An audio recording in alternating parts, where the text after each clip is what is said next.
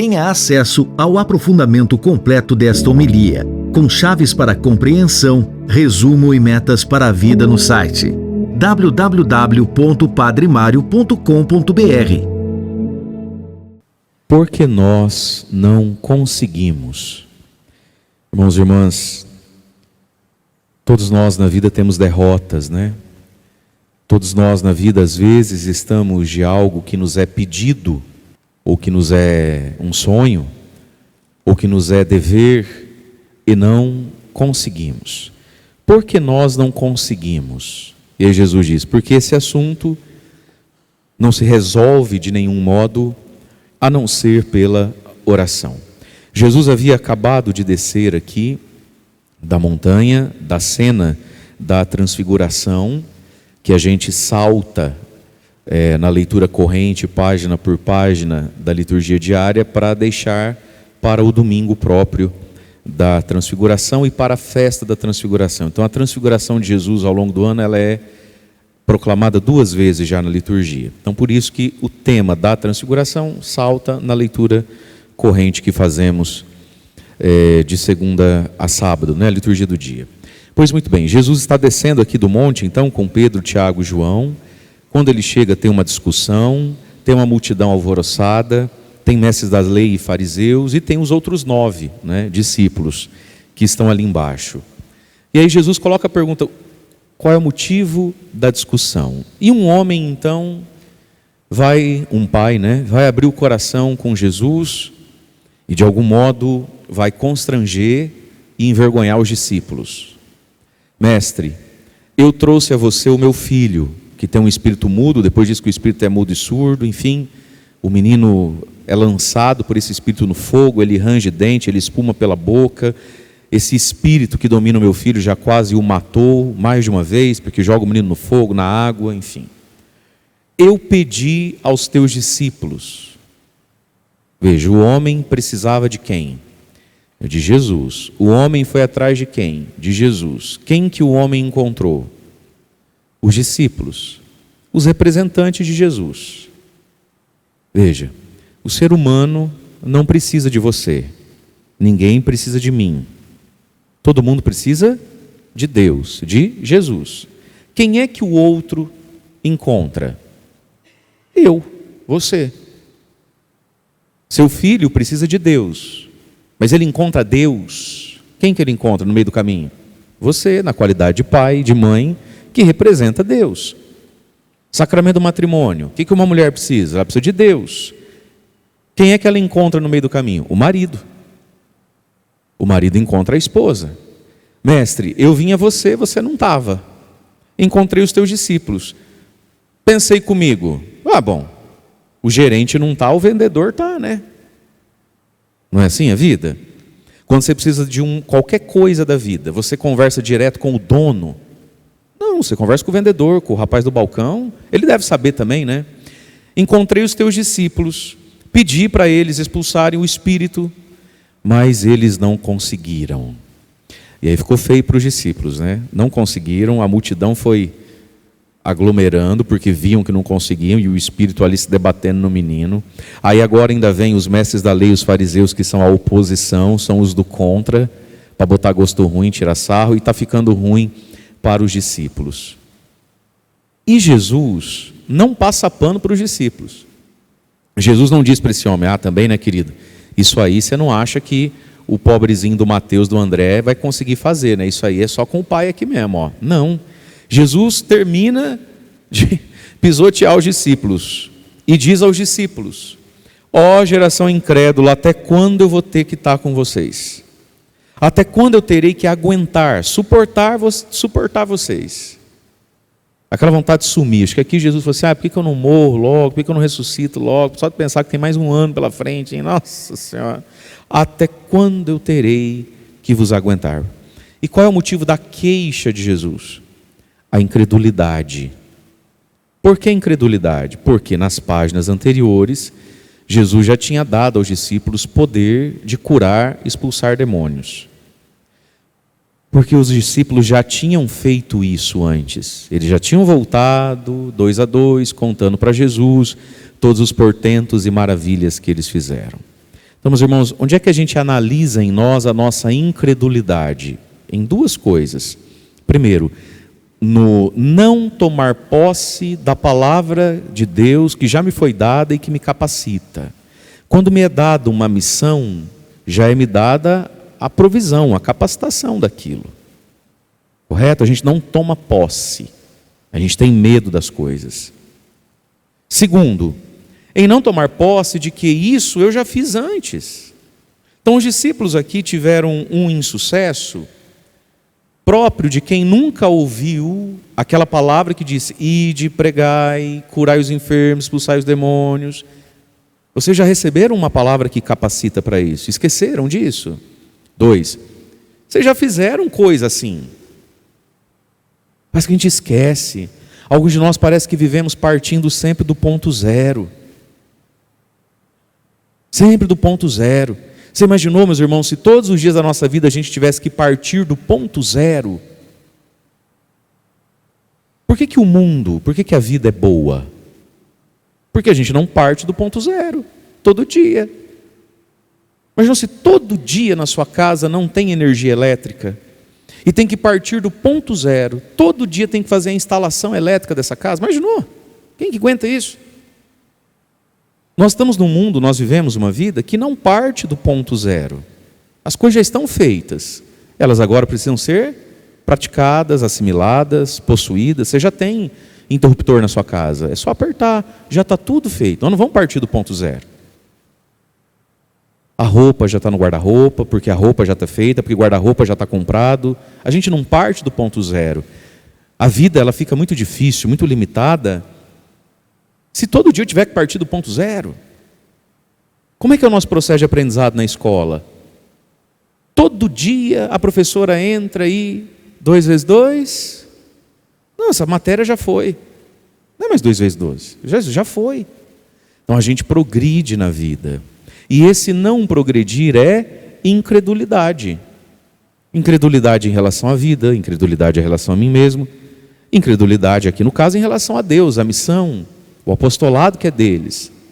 Então já foi ensinado o que fazer, você já fez antes, eu não entendi por que vocês reagiram diante do pai desse menino, partindo de novo do ponto zero. Não pode ser assim. Mas Jesus se queixa então, e é a coisa que mais magoa o coração de Jesus: geração incrédula. A incredulidade ofende a Deus. E Jesus falou para aqueles 12 homens que ele escolheu e amou, escolheu para ser amigos: eu não aguento mais vocês, por mim eu ia para o céu hoje. Até quando eu vou ter que conviver com vocês? Eu não sei você, mas eu também tenho muita dificuldade de conviver, ter convivência, ter compartilhamento de mim e de dever meu com quem é pessimista, com quem depois da milésima vez que a gente já fez, sempre deu certo. Aí você tem que provar para a pessoa de novo que tem tudo para dar. Nossa, não é esgotante isso? Não é um negócio complicado, assim, você de novo. Existe algo na nossa vida que se chama trauma. Né? O que é trauma? Trauma é uma experiência dolorosa, entendida como muito dolorida na vida, que depois sempre ela se atualiza como a primeira vez. Trauma, fobia, não é isso? Então a pessoa um dia quase se afogou, quando era criancinha, foi querer tomar banho, nesse calor que está fazendo, deve ser gostoso, né? No tanque de lavar roupa. Pobre, não tinha piscina, encheu o tanquinho de lavar roupa e entrou para refrescar. Aí, sei lá o que aconteceu, quase se afogou dentro do tanque, aquele dia. Agora faz 40 anos essa história já. Tem dificuldade de lavar a cabeça debaixo do chuveiro. Se chamar para ir numa piscina, não vai. Isso é um trauma. Pega um trauma ou uma fobia. Eu tenho fobia de água na cabeça. Bom, mas isso é doença, não é normal. Isso aí precisa de tratamento. Aí. Você precisa de terapia, cura interior, sei lá, precisa tomar um remédio, alguma coisa. Não é normal isso. Correto? O normal é que, logo após aquela experiência, quase me afoguei no tanque de lavar roupa, ver que, fica em pé, você é grandinho, você não vai afogar, certo? A água que cai de chuveiro não tem como afogar a gente, porque ela escorre, você vai fazendo a cura daquilo. Então tem gente que tem uma incredulidade quando o assunto é água. É um trauma, é uma fobia, toda água afoga. Mas isso é doença, isso é um problema, tem nome. E meus irmãos, muitas vezes na nossa vida, nós não estamos conseguindo as coisas, porque somos tomados por um espírito de coitadismo, de vitimismo, de trauma, de fobia. E aí, a pessoa não consegue entender que na verdade ela é incrédula. Ela é uma pessoa incrédula. Ela não crê que da próxima vez vai ser diferente. Ela não crê que apesar de já por 1000 vezes ela não ter se afogado na água do chuveiro, na próxima ela não vá se afogar na água do chuveiro. Existe aqui uma profunda raiz de uma fé do avesso. E a fé do avesso é incredulidade. A pessoa crê que vai dar errado, crê que não consegue, crê que não merece, crê que Deus não vai ajudar. Esse crer contrário é incredulidade. E isso ofende a Deus profundamente. E aí, meus irmãos, vamos fazer um raciocínio aqui. Qual testemunho a gente pode dar para alguém? Qual poder de convencimento eu vou ter sobre alguém que não tem fé, que não pratica religião, está nem aí com a paçoca, não confessa, não comum, faz nada. Mas você tem dentro da sua casa gente assim. Tem no seu convívio gente assim. O maior contra-testemunho que a gente dá para essas pessoas, quando a gente resolve martelar a cabecinha delas, que tem que casar na igreja, tem que ir na missa, onde já se viu ficar esparramado no sofá, não vai numa missa esse menino, coisas desse tipo. Um dos maiores contra-testemunhos que a gente pode dar para uma pessoa dessa é nós que aqui vivemos, sermos pessoas medrosas. Já parou pensar nisso? Vamos pensar o seu filho, quer saber de Deus, vive do avesso, não está nem aí com a paçoca. Vive do jeito que o diabo gosta. Certo? Aí ele olha para a mãe ou para o pai, que reza, que pratica a fé do jeito certo. E são duas pessoas, ou um deles é medroso. Medroso. Medo da chuva, medo de dirigir um carro, medroso, um pânico. Medroso quando o assunto é dinheiro. Quando o assunto é dinheiro. Por exemplo, na nossa realidade aqui, você tem uma terrinha, né? Você herdou logo uma coisinha, você não é dos grandões, mas você tem lá, sei lá, 2, 3, 5 alqueires, 10 alqueires onde você bota a tua soja e o teu milho. E era para ter chovido já, e não choveu ainda. Aí esse filho, que não quer saber de Deus, que não quer saber de igreja, vê a mamãe beata, vê o papai beato, murmurando pelos cantos, um terço trêmulo pela mão, no almoço, na janta, falando, porque não choveu ainda, meu Deus, se não chover nós perdemos tudo esse ano, se nós perdemos tudo esse ano, que esse governo aqui tem que ser aqui. E aí você escuta do ateu, você escuta do pagãozinho assim, ai mãe, chega. Aí você escuta do pagãozinho que você tem dentro de casa. Você escuta do pagão com o qual você joga bola de quarta-noite. Ô amigo, calma, também não é assim, numa dessa segunda, a gente tem que ouvir de um pagão, calma. A gente tem que ouvir de um pagão, relaxa. A gente tem que ouvir de um pagão, já deu.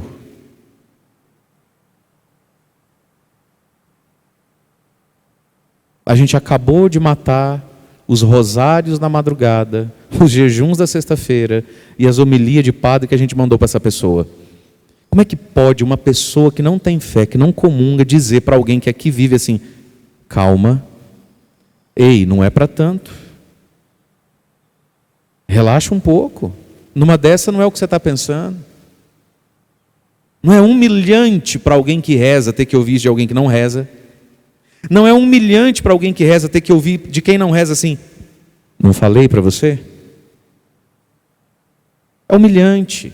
Aí a pessoa que não tem a fé, ela olha para nós e fala assim, para que eu preciso desse Jesus que você tem, se esse Jesus que você tem não te ajuda nem a pensar direito? Para que eu preciso nessa igreja que você vai, sendo que você vai e não consegue ter otimismo, coisa que eu que estou na cachaça tenho.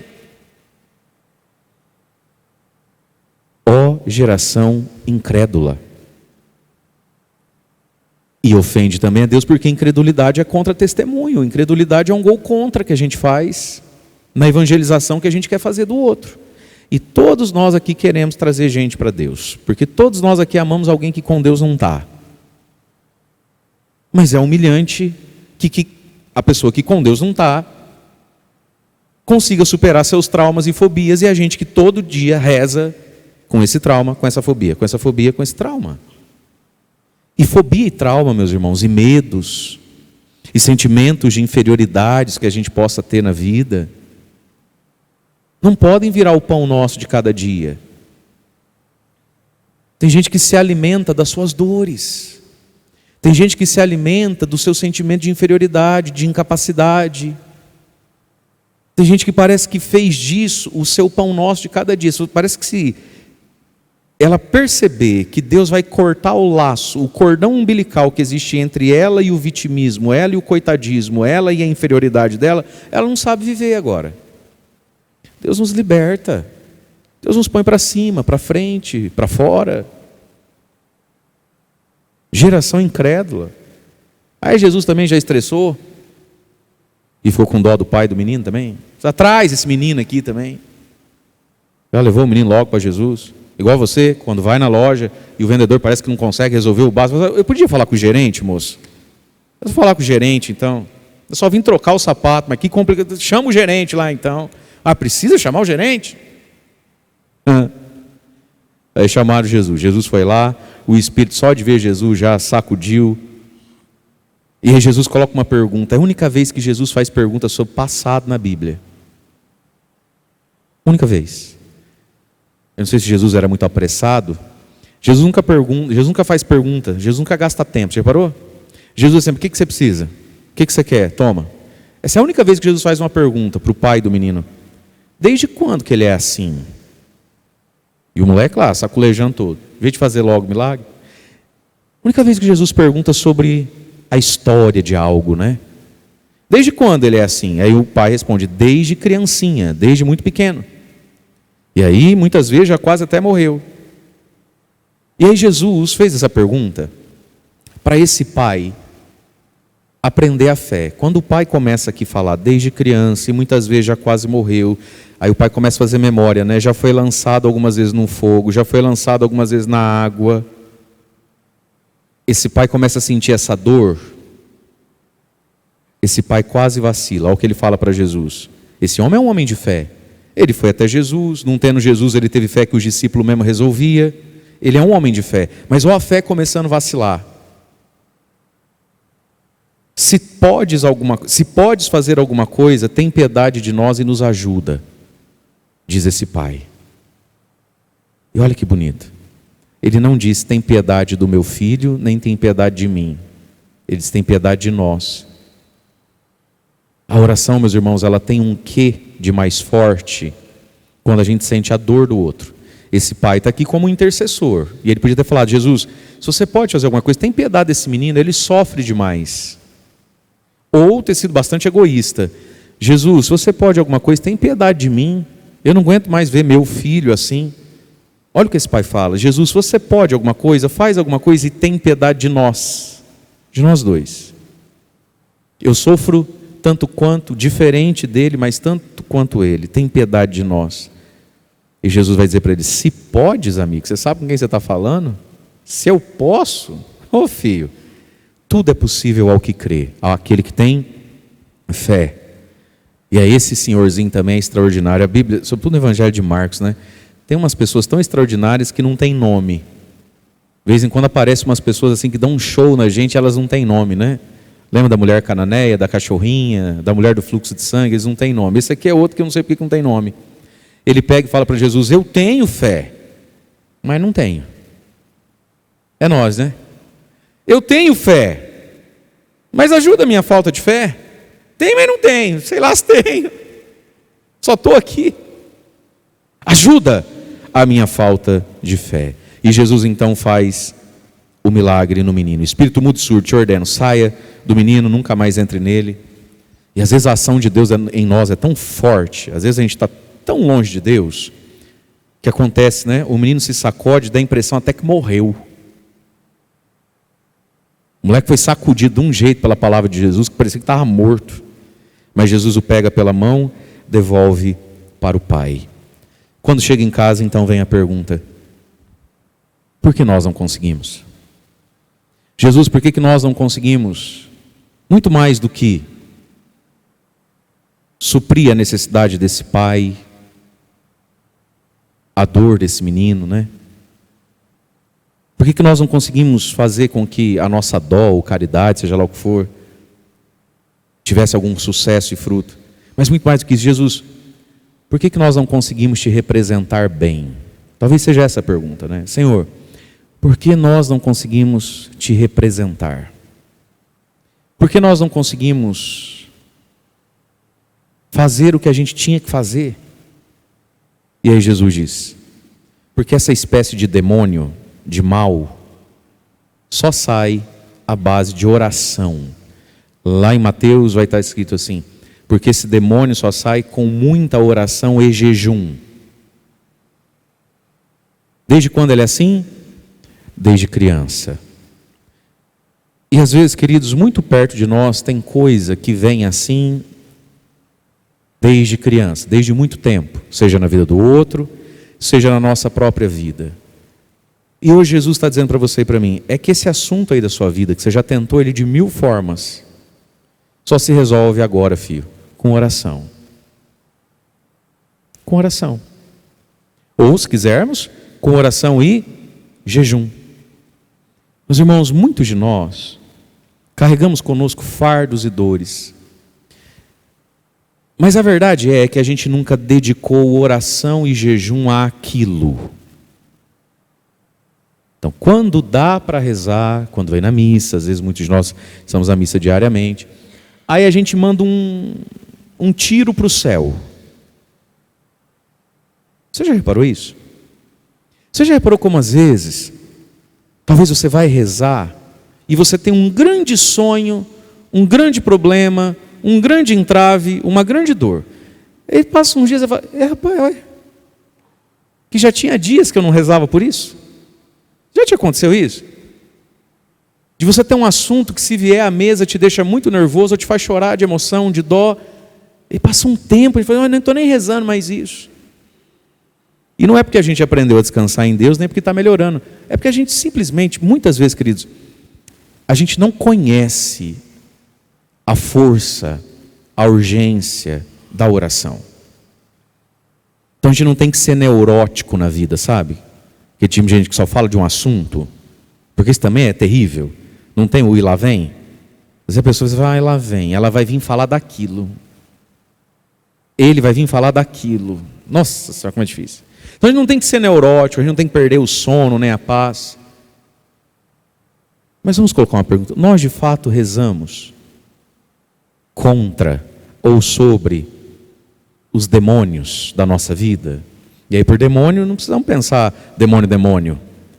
Vamos pensar coisas que não estão ajustadas. As nossas derrotas pessoais e as nossas derrotas de dever. Os discípulos aqui não tiveram uma derrota pessoal no sentido de que caíram em pecado, mas tiveram uma derrota no senso de dever. Se eu não estou, Tiago, André, vocês vão ficar aí, é você que atende o cliente para mim. É uma derrota do dever. Por que não conseguimos? Porque nós temos derrotas na nossa vida de oração, né? Esse é o ponto do Evangelho. Porque vocês rezam pouco, rezam mal, rezam com uma fé maior no insucesso do que no sucesso, reza com incredulidade. Por que não conseguimos? E às vezes, meus amados, são coisas que se arrastam na nossa vida. Claro que Deus é Deus para fazer no tempo dele, do jeito dele. Até Paulo tinha um espinho na carne. Deus reserva para si seus mistérios. Mas o ensinamento de hoje é: não consegue porque não reza. Não consegue porque rezou pouco. Não consegue porque não crê no que reza. Não consegue porque não crê que já rezou. Porque a oração também tem esse passo, não tem? Se eu já rezei... Lembra do povo de antigamente? Quando ia para o pé do cruzeiro pedir chuva, como é que eles iam pedir chuva? Com o guarda-chuva. Não tem chuva, não tem uma nuvem no céu. Onde é que está essa água? Só se Deus mandar, tem que pedir para Deus. Tem que orar. Vamos orar a Deus que mande a chuva. E qual que é a ação de quem rezou pedindo a chuva? Levar o guarda-chuva, porque se chove, como é que faz? Então, a incredulidade do nem rezei, a incredulidade do rezei duvidando, e a incredulidade do rezei e não comecei a fazer porque já rezei. Não é assim na vida? Nós precisamos de uma atitude. Aí passa na frente do terreno e fala: oh meu Deus, quando é que eu vou ter minha casinha? Quando é que eu vou ter minha casinha? Nossa, porque aqui ficaria tão bonito tal coisa. Então vai lá, joga uma medalha de São José ou de Nossa Senhora, faz uma oração olhando para aquilo ali, e dali já passa na Caixa Econômica e pergunta quanto é. Em quantas vezes que faz, se precisa de avalista, se estando com o nome sujo no outro banco, mesmo assim, quem sabe, eu não sei, você precisa fazer alguma coisa. Gente, às vezes a gente passa a vida inteira na frente de algo e falar que bom seria. Essa é uma dimensão, o desejo é a oração, mas nós precisamos de uma ação. Por que não conseguimos? Então hoje nessa Eucaristia, queridos, apresentemos a Deus o que a gente não tem conseguido. E tirar os olhos do demônio. Porque ainda que ele seja espalhafatoso, você viu aqui que no Evangelho que o demônio ele é todo showman, né? Ele range, ele espuma, ele pula, ele desce, ele é todo... Os nossos olhos estão em Jesus. E a incredulidade também vem disso, né?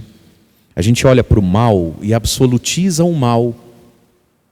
A gente olha para o mal e aposta assim, isso aí Deus não consegue, né? Se fosse uma gripe, pelo menos, mas pneumonia é muito, né?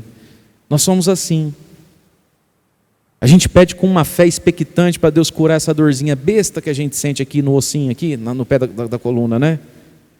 Mas se o médico disser que são 2 hérnias que estão comprimidas e que eu posso ficar paralítico, a gente já bota a mão aqui com menos fé.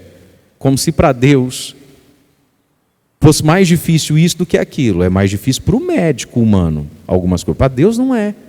A gente olha às vezes demais para o tamanho da coisa. Como o pai daquele menino quase estava olhando demais para suas memórias ali do que ele já tinha visto aquele menino sofrer e quase esquecendo diante de quem ele estava. Então, a oração não pode ser incrédula. Mas a oração, queridos, é dom de Deus. A oração quem nos dá é o Espírito Santo. Maria, você está nova aqui com a gente na profissão, já vai pensando numa música do Espírito Santo. Nós precisamos de um refrão. Beleza? Já pega ali. Você tem todo o tempo do mundo em 30 segundos para ficar pronta. Porque ela está novinha, né, no ofício. Não é igual aos outros. Vamos ver. Estou te colocando, vamos ver. Não seja incrédula. Você já acha essa música. Vai conversando aí. Queridos, oração quem dá é o Espírito Santo. É o Espírito Santo quem nos dá a fé, sustenta a fé, aumenta a fé. Por isso nós precisamos do Espírito de Deus. Porque dentro de nós já tem um Espírito. O Espírito do bom senso, o Espírito da psicologia, o Espírito da régua humana que diz, não tem cura, não tem jeito, não é possível. Esse Espírito já está em mim. O Espírito vem, a fé vem do Espírito Santo. E talvez o espírito que estava dentro dos discípulos era qual espírito? O espírito do bom senso. Lascou. Jesus não está. Ah, moço, sinto muito, Jesus não está. É o espírito do bom senso, né? Um negócio desse é Jesus que faz. Eu? Não, chama fulano. É o espírito do bom senso. É o espírito da vida normal. Mas e o Espírito Santo? O Espírito Santo nos faz crer que é possível. E é possível comigo, e é possível através de mim. Esse é o Espírito Santo. Muitas vezes a gente é movido por um Espírito que não é o Espírito Santo de Deus. Não chega a ser o Espírito do diabo, mas é só o Espírito de alguém que sabe fazer conta. Isso aí eu não consigo. Isso aí tinha que chamar o fulano. Mas é o Espírito Santo quem nos autoriza, né, nos capacita e nos anima para toda boa obra. Por que não conseguimos? Agora que você já assistiu, você pode ter acesso ao aprofundamento, ensinamentos práticos e as metas para a vida a partir dessa homilia. Acesse www.padremario.com.br.